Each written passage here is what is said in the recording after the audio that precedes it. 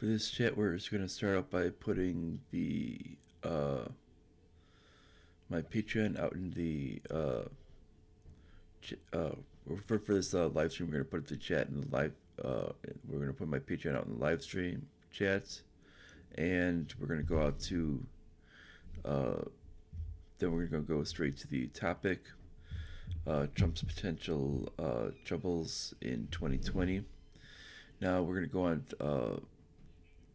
to the whole thing from what we listed in the description from top to bottom. We're going to look at the people who are kind of sick on the division and kind of look into that with it, because when it comes down to that is, as long as the Democrats really put forth a moderate candidate, there's going to be people that are going to be they're going to say, even though I'm for Trump's policies, there are going to be a lot of people that say, you know what, I'm sick of this division and I really want it to end, and I don't want it to continue because, and this could be even in the middle of the country. We're not even talking about people on the actual ends of the country. We're talking about people right smack in the middle. And this is something that's very, very important to notice. And when we're looking at this is they could just say they're really sick of the division itself.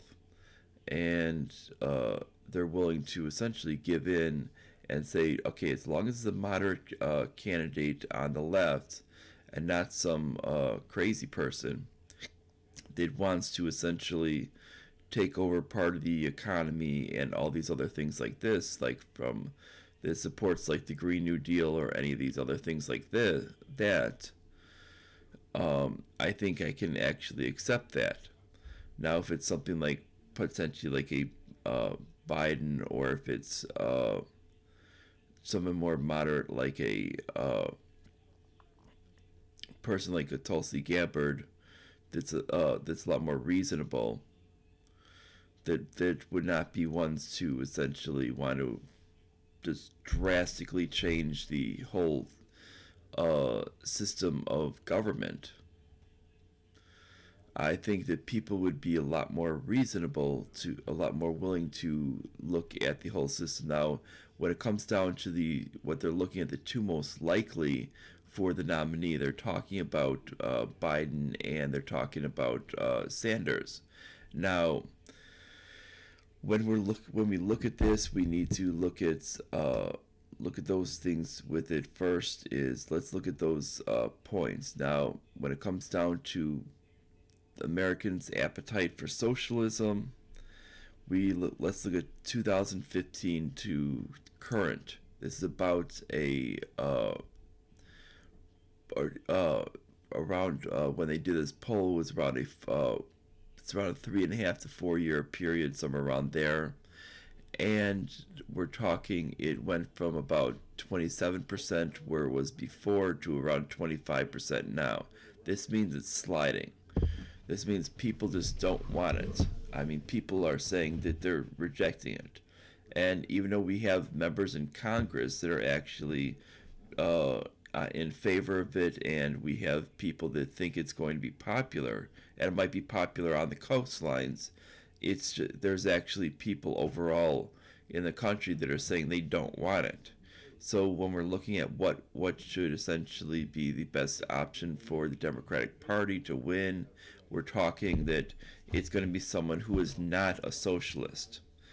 And that means Bernie Sanders, sorry to tell you, but if you want to run from an actual party, tell the Democratic Socialists of America to actually establish their own political party and actually run under them and run as a Democratic Socialist, and you can do that and run as a third party. Because you're not going to be able to run from this with it, because people are not going, because it's not going to be the best thing to be beneficial there, because they're not on the same they're not going to be in the same wavelength, and it's not in the best option for the Democrats to run a socialist, because you don't want to run something that's essentially, number one, It's not even anywhere close to a 50% support, number one. And number two, it's not anywhere close to it sliding anyway. We're talking it's slid between 7 and 8%, depending which way you view. If you view from going from the modern to the past, to the past to the modern. Now, if you're looking at now, if we go to the next point, is there's also going to be people that's on what could actually hurt Trump. Is there's people that are actually mad that he's not keeping his word on some of his promises, and he's tending to turn his back on these ideas. And this is a big issue. And this could lead people to even voting for a third party, because if they're really concerned about this, they'll essentially or vote for someone else that might challenge him. Now, this is a big problem. And that he could actually lose a lot of his supporters. And these people could just be going right out the door, especially in the middle of the country. And they could either A, be voting likely for the Constitution Party, or voting for the Libertarian Party if they end up propping up Justin Amash, or voting for a guy like or voting for something in the lines of another candidate that might run on the Republican side.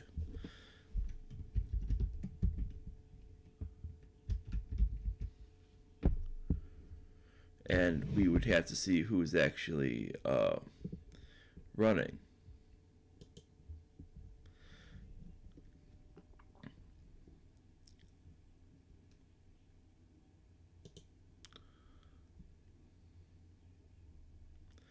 I mean, you could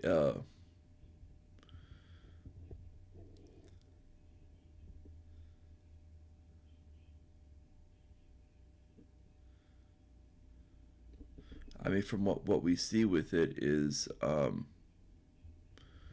there wouldn't be necessarily ones that it could be potentially that your best option would be a guy like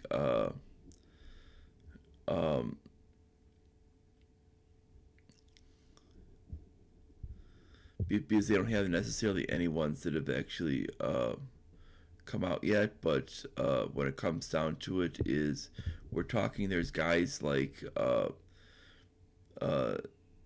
Scott Walker or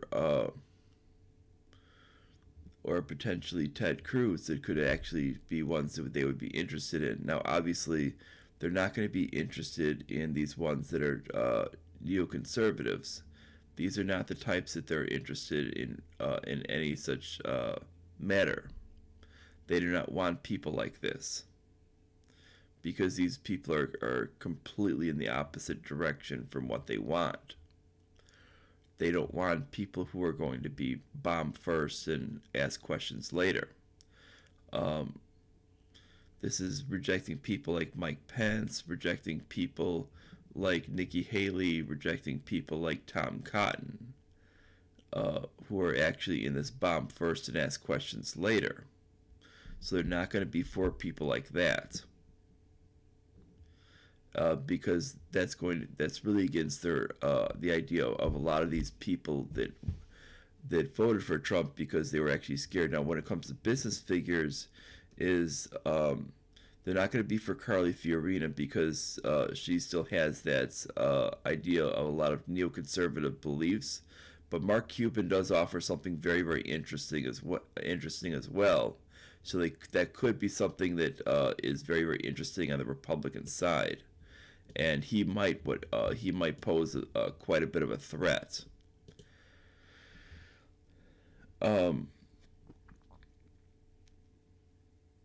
When it comes down to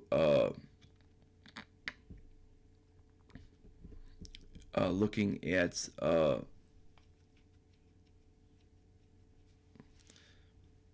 the Democratic side, is you have a lot of ones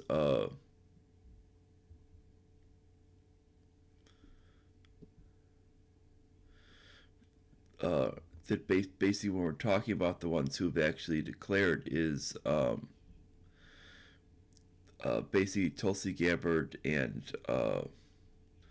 obviously we have I don't believe Biden has declared yet, but Biden is another one that's interesting. Basically, those are the two ones that are actually moderate. The other ones are basically kind of nutballs. Even though Bill Weld has declared as a Republican, we know that he is actually a we know that he's actually really a neoconservative with his actually beliefs, because he actually was pushing for when he was working with the Libertarian Party as a VP. He was actually pushing for the ideas of these humanitarian wars for Gary Johnson, when that would have validated the entry into Syria, when that's essentially completely would have been on the idea of intervention. Now, that means we're talking about a neoconservative there. So when we're talking about what's actually beneficial for the country,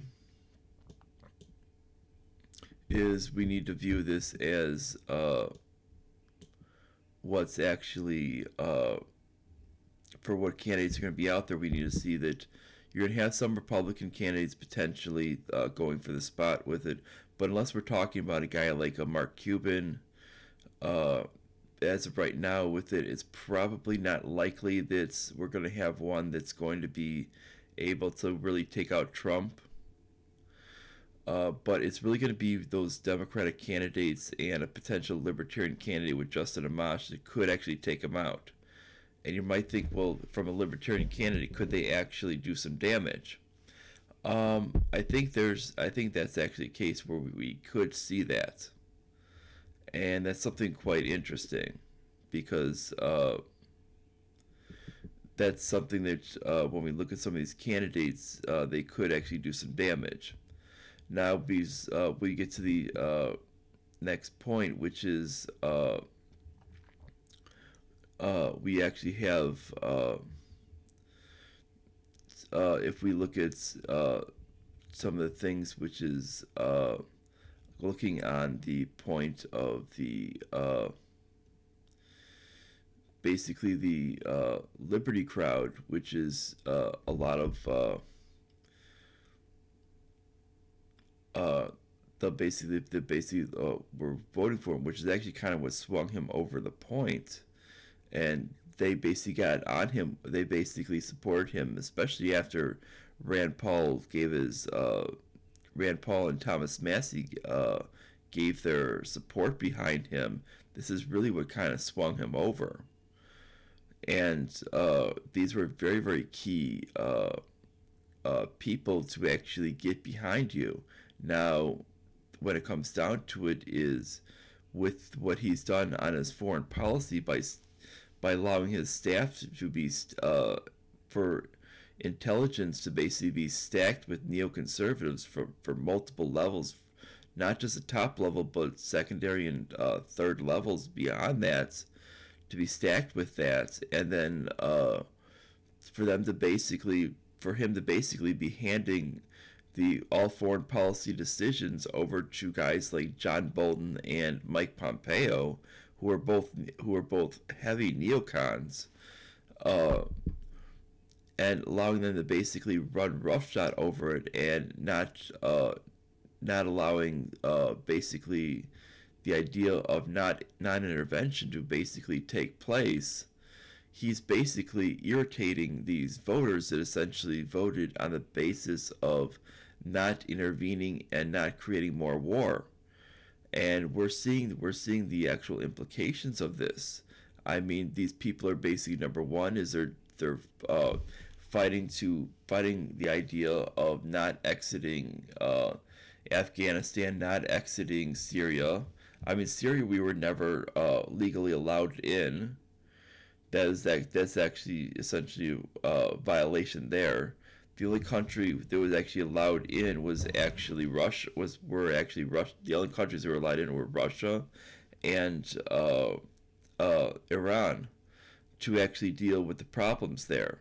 The the actual so-called coalition was actually illegally entering in. For any fighters on the ground, they were actually United States. That's actually unlawful entry into their country, and that's ignoring the ideas of sovereignty. Now, when it comes on to other things we have down in Venezuela, you're trying to overthrow an actual sovereign government, stating that you believe that this person who never received, there was never an actual real election, and you basically believe this person should be president when there was never an actual election. You're anointing a guy a president in a country when you have no actual impact on it. And you're saying, but the current guy's a socialist. Well, have you looked at the other guy's party? The other guy's difference is basically the party is a mix between progressives and socialists. That's it. And the guy basically believes in violent tactics to basically get his way. Basically, you're going from pretty much where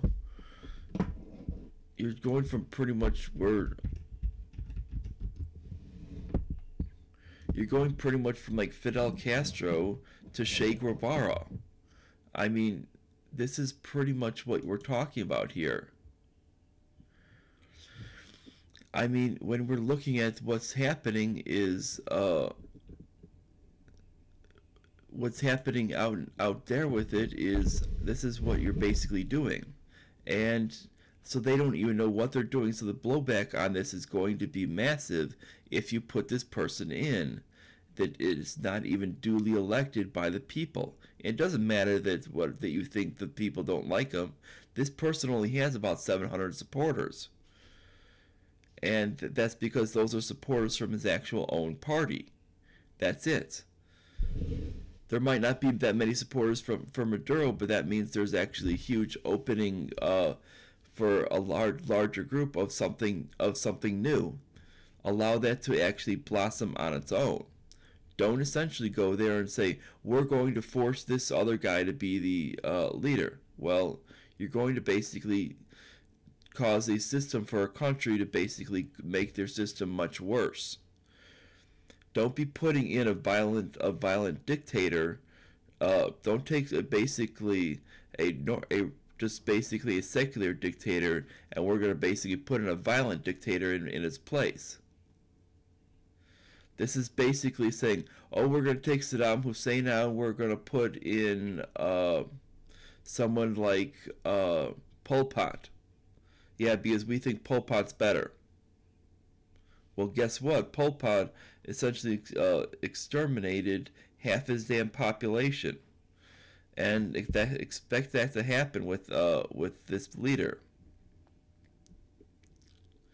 And this is where these ideas come from. And when you get these neocons, and they put in leaders that will basically slaughter their own people.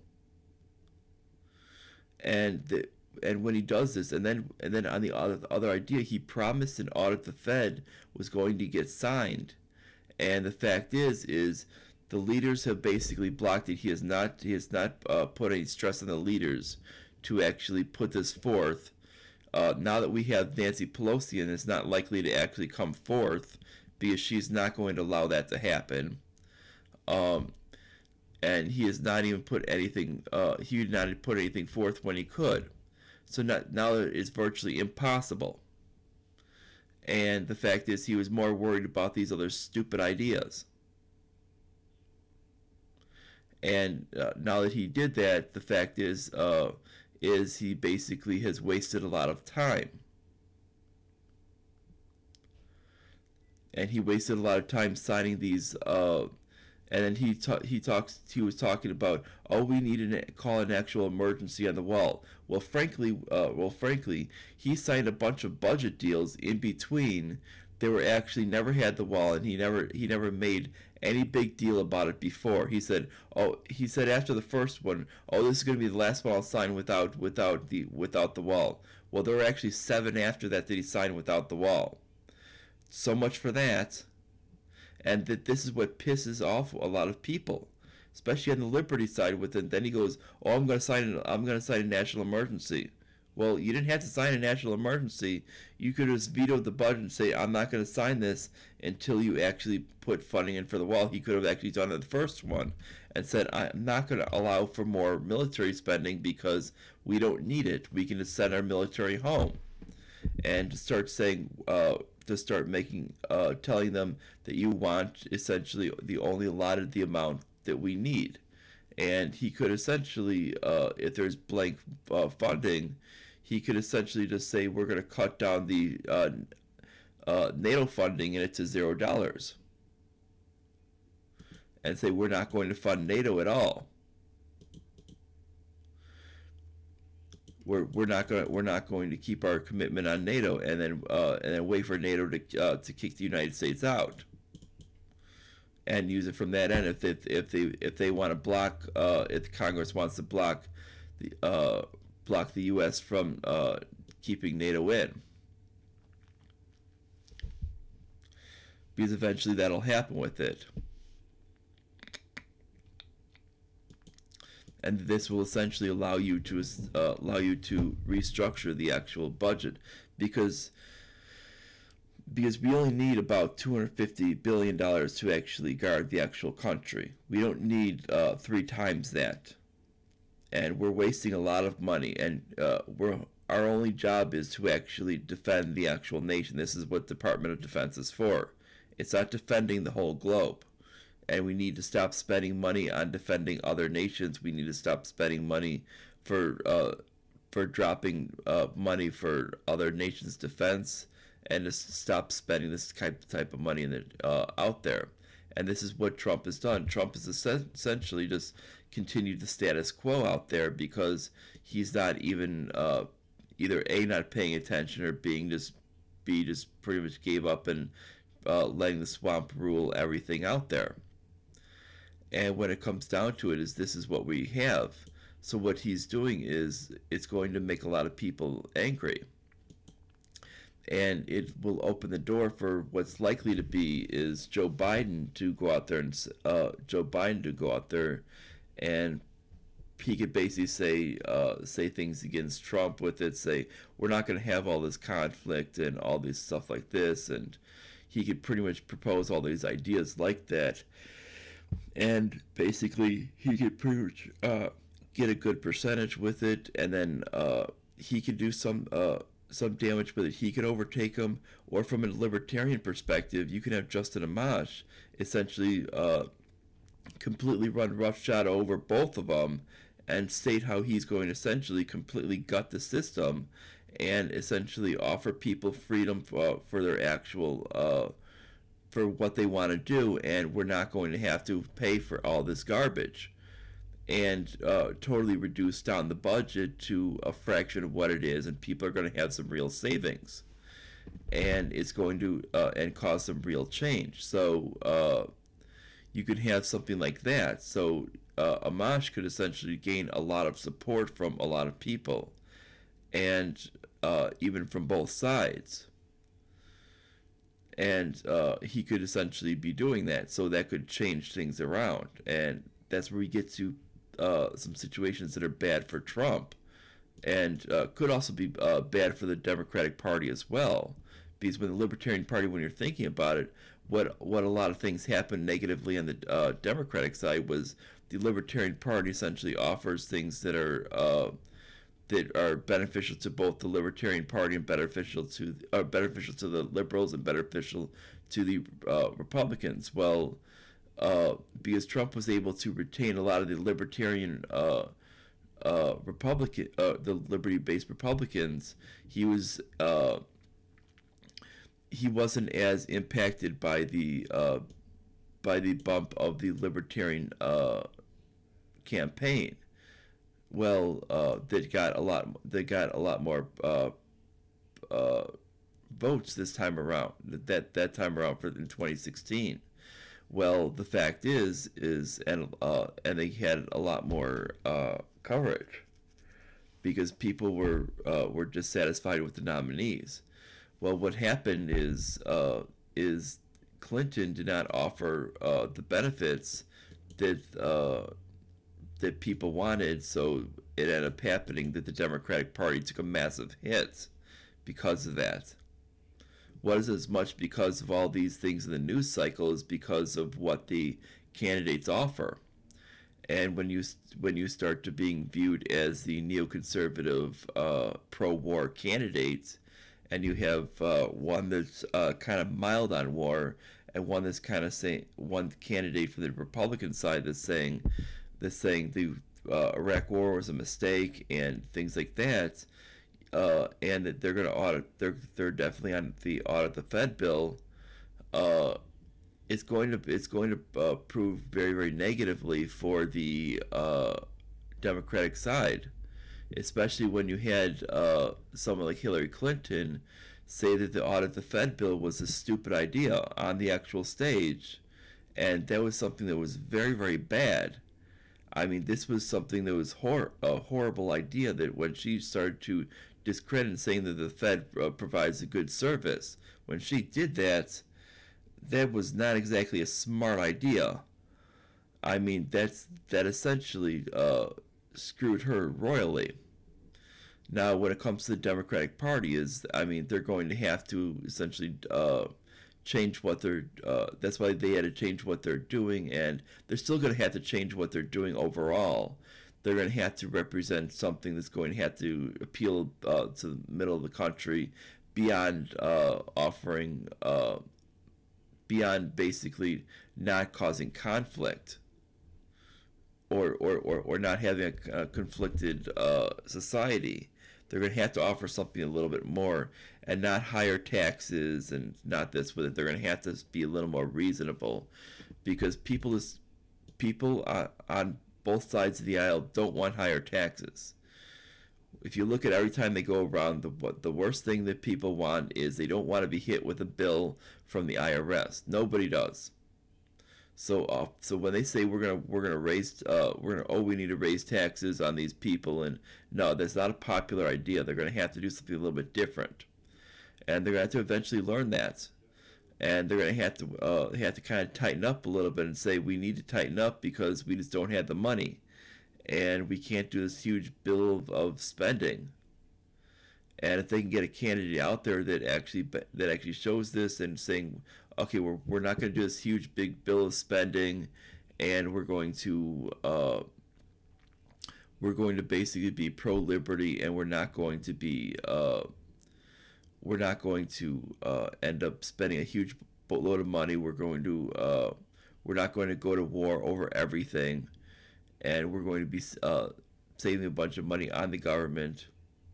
Even just basically breaking even with it would at least do something, and they would essentially look very, very positively with the country. And if they were because it would economically, just doing that, it would at least keeping the debt from actually going up. It would actually look in a very, very positive light. Just breaking even. This is just going even. That would essentially be very, very positive in the economic standpoint, because the economy would view this as the debt's not going up, so it would at least limit the amount of weight that's being carried by the economy. Now, what could actually help is if they had actually paid down the debts. Now, when you pay down the debts, that actually helps it even more so. But it's going to be hard to see anybody but a guy like party, except for the Libertarian Party, that's willing to actually pay down the debt, and that's the problem.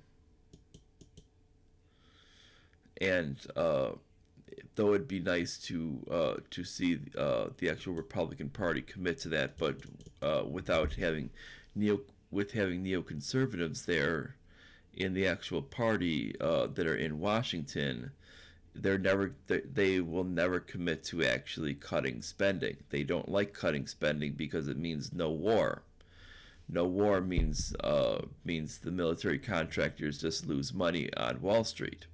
You look at the time. Anytime Trump says we're going to pull out people, and you look at the stocks of Raytheon and Halliburton and all these other military contractors, and you'll see what it called their stocks plummet.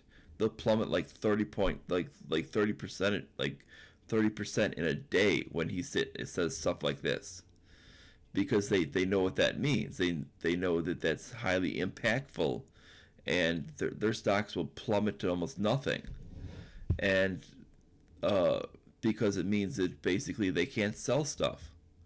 They're solely reliant on war and bloodshed, which is kind of sick.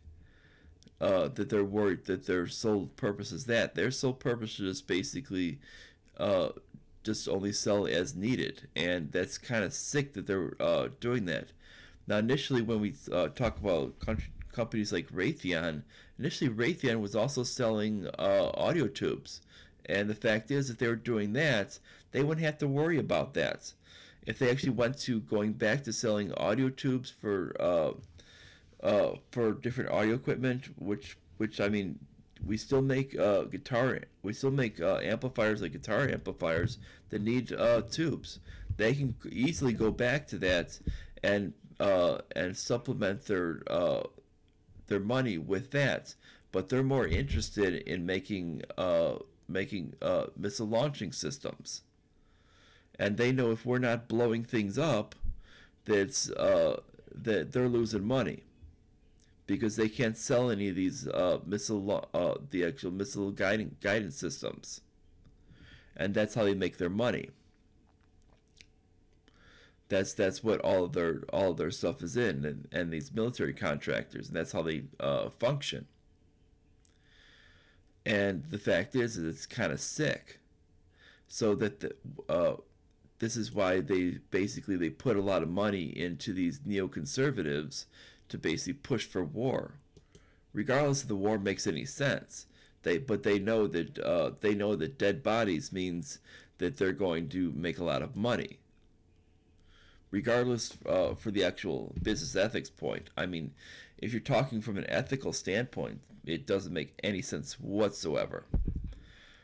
And this is why, when it comes down to it, is when people are actually voting, they're voting from the actual what is ethical and what actually makes the most rational sense for them. They're not voting for, hey, how can we help out this military contractor? They don't vote that way. They're never going to vote that way. And they're never going to vote, but Trump overthrew his country because it was socialist. Well, they don't care about that. They don't, because they're going to look and say, well, we don't want more intervention. We're sick of it. And people across the country are sick of it. It doesn't matter what the talking heads are saying. And because they realize that, people out there realize that it just doesn't matter, because the fact is when you look at the people in the country, we understand that the next leaders out there are going to be more socialists. They their government is socialist, so it's going to be socialist followed by socialist. It's not going to be all of a sudden a capitalist comes right out. This laissez-faire capitalist comes right out of the system that has been governing for this many years. That doesn't happen. You can't exactly expect that when he's been governing in the system for a few years. You can't exactly expect him to be actually elected when they've been electing socialists.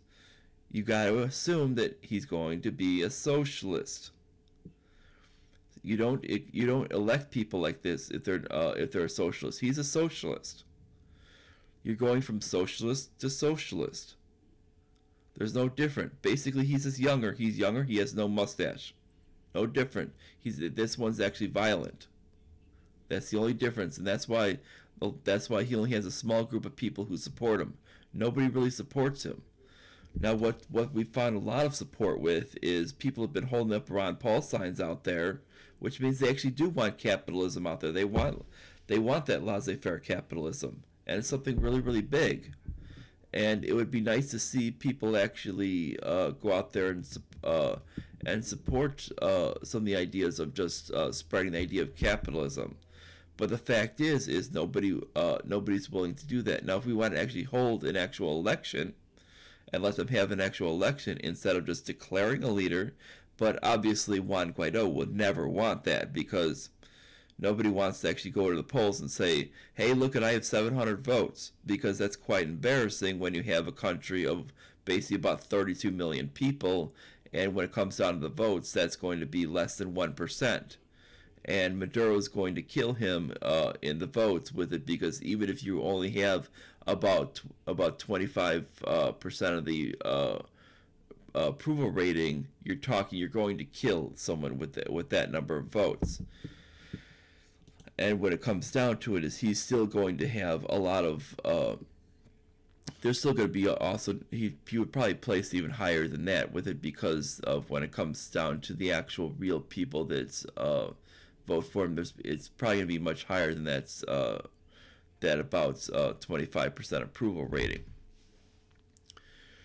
And it will be other people that still vote for him, because they'd rather have the current system of order than actually what someone else would bring. And if they were because a lot of people are fearful of Guaido, and they don't want a Guaido administration, because they know what he's about. And this is the thing where our government doesn't know what Guaido's like. And if you start looking at what his statements are, he wants to actually bring in violence for his actual detractors. And that's a thing that's very, very bad. And this is why when we look at what's bad for Trump, is he shouldn't be supporting some of these guys like Elliot Abrams, John Bolton, Mike Pompeo, Gina Haspel, that are actually pushing for these horrible ideas. He needs to basically say, you know what, with all these, with the NSA and the NSA spying on people, it doesn't work. He needs to go through and say, you know, when it comes down to the, because he essentially was a victim of the NSA spying. You know, with the FBI, we need to get rid of that, because our Justice Department can work on its own. He needs to basically state that we don't need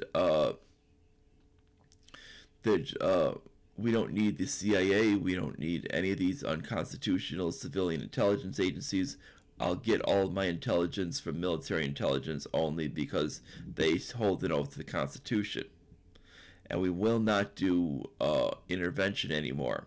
We will only look for we will only deal with defense of our own country.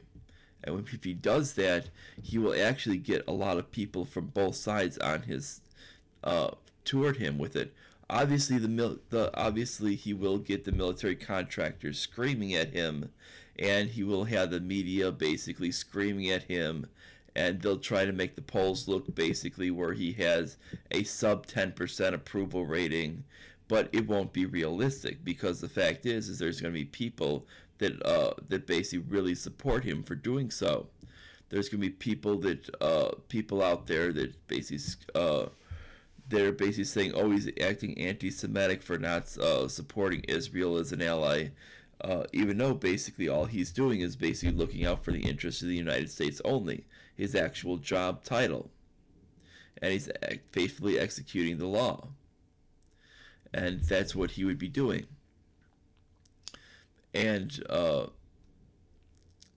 this would essentially ensure that he would actually have the next election, because essentially he would probably be gaining a lot of Democrats coming over to his side that are actually quite moderate in their viewpoints, and he'd be gaining more of those that are be coming over and saying, well, you know what, he's completely against war, and he's bumped all these morons from his cabinet. But if he doesn't do that, he's going to risk a lot of people from this. And a guy like Joe Biden could easily overtake him, because when it looks like current status with it, looks like Joe Biden would be the easy winner. Now, Joe Biden doesn't run. We're talking that it would be most likely the next moderate person. If it's most likely that they nominate a socialist, then we're talking that a libertarian could easily take the national title. And I'm not talking crazy here with it. This is actually a legitimate case, because there's not there isn't the support for the actual thing of socialism.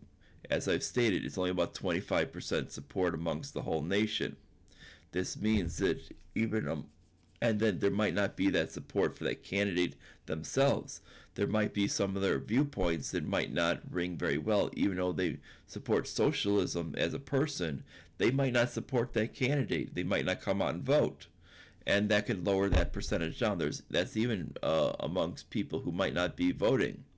So when it comes down to it, is that could be very, very dangerous for the Democratic Party if they do that. And then if you add something like Justin Amash, who does have national notoriety, who does have national support because of his being on the Republican ticket, that can really raise your actual viewpoint. Plus, they're able to get up to having federal funding because they were able to hit a certain threshold. This can and having where they cannot be restricted from any federal ticket.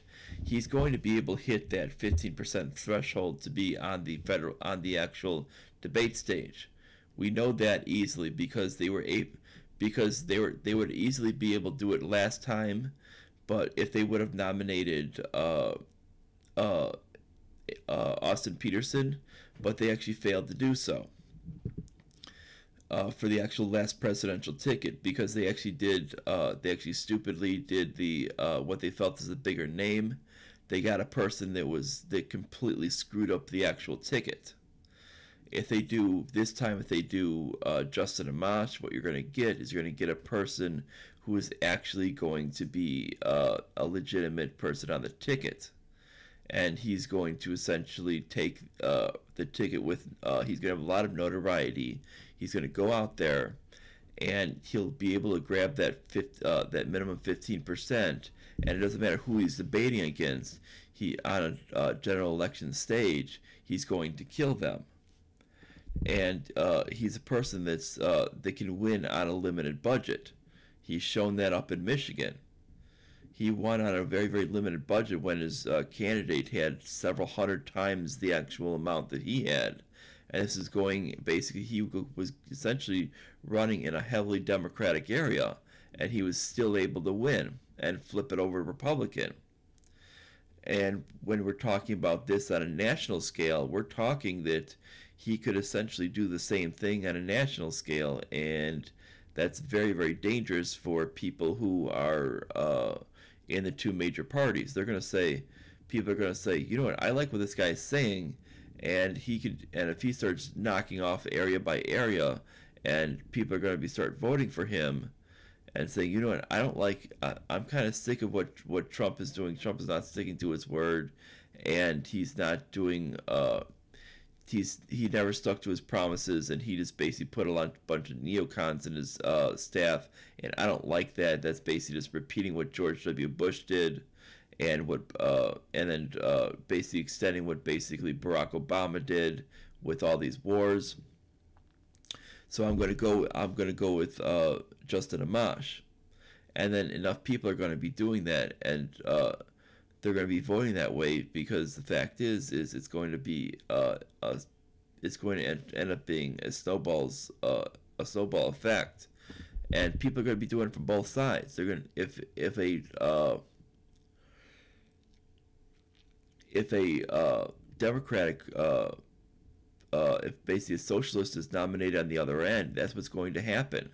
If one of these people is pursuing socialist policies, such as doing like the Green New Deal or universal health care, it's going to be where you're going to find that it's not going to work well nationally, and you're going to have a person of that Libertarian Party that's going to snag a lot of these Democratic votes too. And then when it comes to all those independent votes right in between, they're going to snag them all up. And then what will happen is beyond the neoconservative people and beyond the socialist people that are going to kind of stick to their own little groups of basically being Trump and whoever the Democratic nominee is is you're going to have a lot of those are going to be going for likely a guy like Justin Amash. And that could be very, very dangerous for an election for both parties. This could essentially change the way we view elections. Because especially if they hit that 15% threshold. Now, the reason why they set that is because they were worried that an actual third party could actually do damage and could actually win. And this was the Women's League of Voters that set this up. And they did this for the sole reason of ensuring that one of the two major parties won. And it was a way to actually block the actual amount of choice that we had. And the people on these groups were a lot of the women of the Democratic and Republican establishment leader. Were a bunch of wives of the Democratic and Republican establishment leaders. So they wanted to ensure that their husbands' parties were not essentially losing. And this is after the 92 election. And what ended up happening, because they wanted to make sure that nothing was going to happen anymore. And they blocked this and put such a high threshold to make sure it was going to happen, because they knew at 15%, it was 15% is a very, very high threshold, because it only leaves about 85% left. But if you have a person as popular as a Justin Amash, that is very, very popular on a national scale, that can actually change it, especially when you're talking about the highly conflicted situation as we have right now, and where people don't necessarily support Trump in a lot of areas that he's been doing with foreign policy. We're talking, this is a very good possibility that this could happen, and it's not that hard for that to occur. And that's something that could actually spell very, very that could spell not only potential troubles for Trump, but actually potential troubles for both the Republican and Democratic parties. Because if you have an actual third party in office as president, they're not going to show any loyalties to either party, and they're going to show loyalties to themselves as an individual. And this is going to make it very, very interesting, because you're going to have a third party as president. And I think that's going to make things a lot different. And it's not going to be like, because especially from the libertarian perspective, it's not going to be as easy for these people to judge anything. Even if you have one party in control of both houses, they're going to try to put things up, and he's going to keep rejecting it down until he gets exactly what he wants. And he's going to be willing to... he's going to be likely to take the idea of what Rand Paul has stated and tell him, let all spending expire, and only lets the spending that is only let the spending that is considered non-controversial be reauthorized with a 60-vote threshold being met. And this will be very, very interesting when that happens. And he knows that that's nearly impossible for a lot of these controversial things and a lot of these stupid spending